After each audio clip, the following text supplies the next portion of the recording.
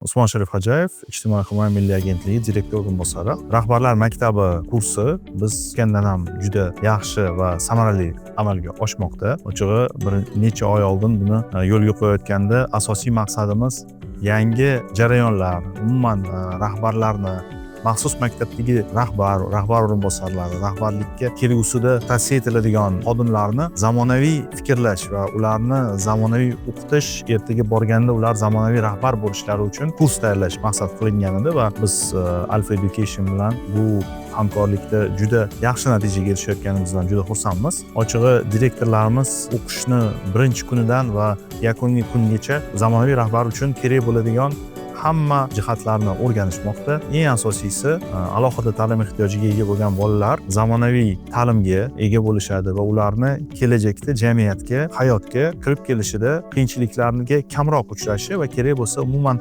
ijtimoiylashuvida osonlikcha kirib kelishiga, mehnat bozoriga bo'ladimi bu yoki umuman o'zini hayotigami shu jarayonlarni yaxshi tashkil etishadi deb umid qilamiz biz rahbarlar va bu kurs kelgusida yana yangi rahbarlarni, yana yangi ustozlarimizga juda katta yordam beradi deb o'ylayman.